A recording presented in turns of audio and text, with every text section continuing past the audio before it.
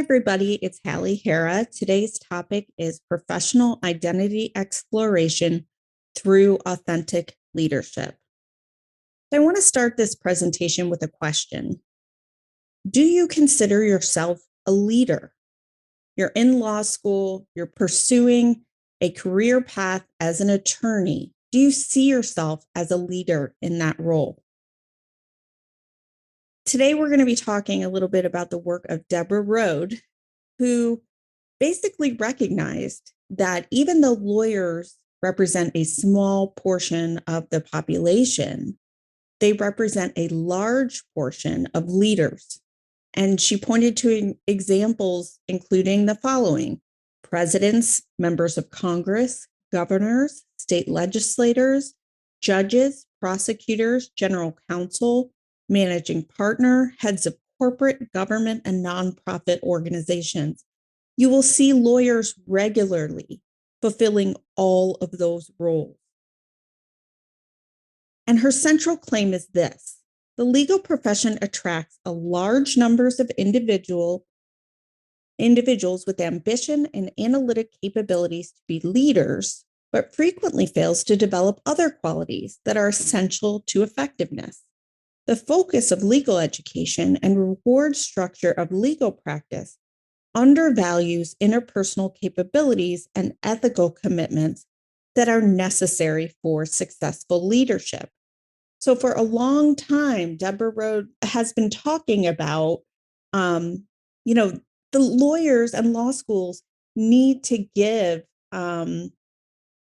students training in how to be leaders. And I do think on balance that law schools are getting better at this. The institution where I work, I know, has a number of offerings geared toward leadership, but it is something that we deliberately need to be thinking about as you transition into the legal profession. Now, McKenzie Company says that most leadership trainings fail because leadership is not one size fits all. And those trainings tend to be based sort of in a conference room over 3 days and not based on the context in which people are working. Along the same lines, McKenzie says those trainings tend to be too removed from action, that the better course is to learn by doing, which of course we do in externships. And the last point is that those trainings often fail because they underestimate culture, right? Having to overcome barriers such as that's how we've always done things, right? And implementing change in a place that has sort of that institutional culture. Chris Westfall, he wrote that leadership is often a personal journey and it always starts where you are.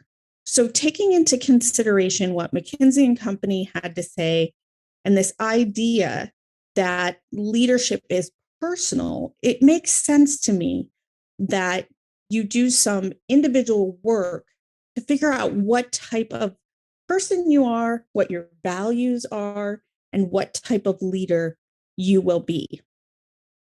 And in doing that, I want you to sort of think about your preconceptions of what a lawyer should look like, should sound like, should act like. So I am a first generation lawyer. I didn't know many lawyers well growing up. And, my parents didn't go to college. And so this whole universe was new to me when I became a lawyer. And to be honest, the first bit of it, I felt like I was playing dress up or house. I was wearing a suit and a skirt that was not always comfortable for me. And I really felt like I was playing a role. And I think that's because I had a notion of what a lawyer should look like, should sound like, should act like. But today, fast forward decades later, I think we now see that lawyers aren't just one thing, right? So you need to broaden your conception of what a lawyer sounds like, looks like, acts like, and picture yourself, whatever you sound like, look like, act like, to fit that bill, right? And so it's the idea of being open-minded as you enter the legal profession and assume these leadership roles. Now, I spend a lot of time in preparing this, as I always do for you guys. I try and curate the best content that I could find on leadership development. And I was like this little guy with his head barely above the surface, down deep in a hole, because there is so much out there on leadership. When you start to dive into the leadership research, there is just a ton of information. There are so many different theories that you see in business school contexts and things. And I came across an article where Forbes said that the leadership industry is a $366 billion industry. And so, this is me stuck in the hole, like trying to narrow this down to something that's digestible for you. So what I'm presenting in this short tutorial today is not all that exists on leadership. It is one theory of leadership. If you are interested in this topic, I encourage you to do a little researching to find what best fits your own personal beliefs and styles. But we're just getting the tip of the iceberg today. Okay, and so the theory that has intuitive appeal to me personally is authentic leadership. Because as I said, I don't think a leader or a lawyer has to look like, sound like, be like one thing, right? Like good leaders are fill in the blank, good lawyers are fill in the blank. You can fulfill that role by authentically being yourself, is what the authentic or adaptive leadership model talks about. And to me, that is very appealing. So the person who's written a lot on this, if you're interested in this topic, is Bill George. He is a former CEO, and he wrote these books I've highlighted here down below for you: Authentic Leadership and True North. And True North actually has a field book associated with it, so you can work through those exercises. But his basic premise is that, there are 5 points. Authentic leaders are driven by a moral and ethical purpose, never lose sight of their core values and principles, lead with their hearts, cultivate long-term relationships, and demonstrate excellence through self-discipline. So those are his sort of 5 guiding principles. And what is at the core of his theory of authentic leadership is that we have to learn from our experiences. So step away from the challenging or great things that have happened in our lives. Stop viewing ourselves as the hero or the victim of a story, right? And try and act as an objective observer to see our true selves, right? Don't sit in judgment of how you behaved in a certain way. Really be a neutral observer of yourself and your life, because his idea is that each chapter of your life contains critical lessons that you can learn from to grow and develop as a leader. So what are some things that you can think about if you're interested in authentic leadership and this appeals to you? The idea is that reflection and self-evaluation of life experiences are key to your development. In other words, you have to understand who you are in order to lead other people and bring them along with you. So chapters in your life, age, school, work, relationships, and there may be others. So in researching this topic, I had a very interesting conversation with Dr. Amy Barnes, who teaches in the School of Education at The Ohio State University. And she teaches a capstone course specifically on this, in which she has students literally write the chapters of their lives.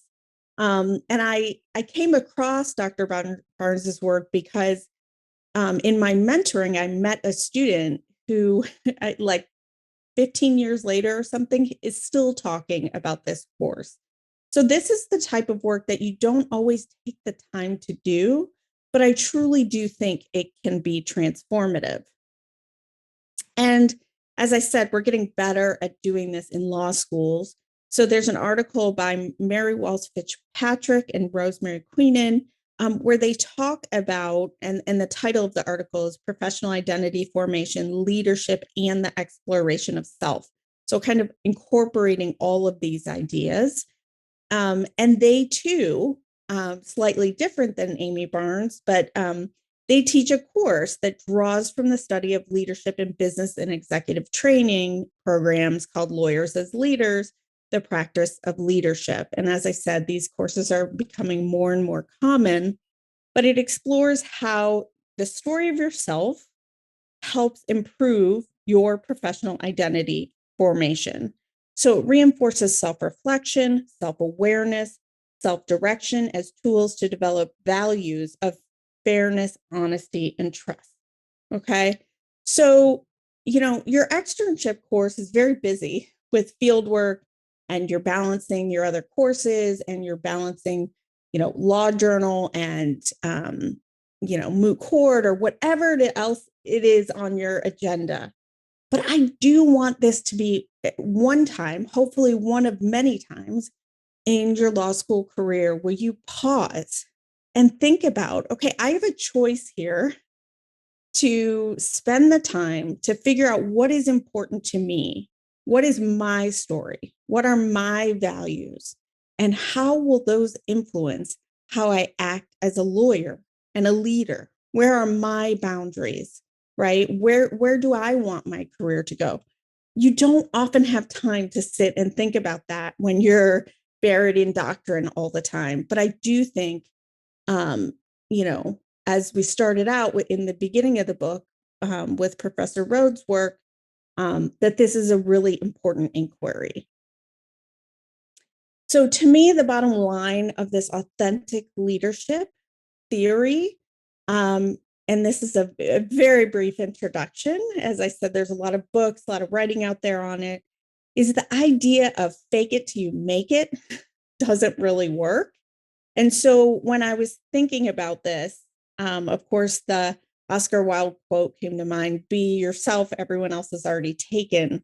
If you see a great leader, let's say, and you try to sort of emulate that person and be that person, and that person is nothing like you for a variety of reasons, that will always come off as inauthentic, right?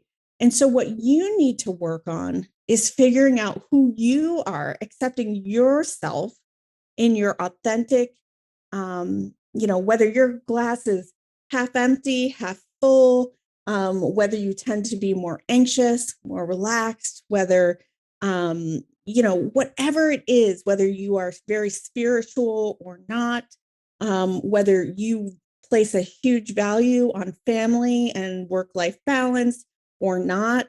There are no rights and wrongs here, but you have to be you. At the end of the day, the best leaders are the leaders who embrace who they are and lean into who they are rather than some image of how they should be. So in order to do this work, and I do have an exercise associated with this video if you're one of my students, which will prompt you to do some of this self-reflection. You have to have a growth mindset. You can't go into this saying, rah, rah, yeah, I'm going to be a leader and I'll do fine, and not really thinking about it. You really have to be willing to invest in this, to, take the step back and not view yourself as the hero or the victim, and really try and be the neutral observer in your life. And in order to do that, you really do have to have the growth mindset to approach this type of self-reflection. I know you can do it. And as always, I'll be rooting for you. Thanks.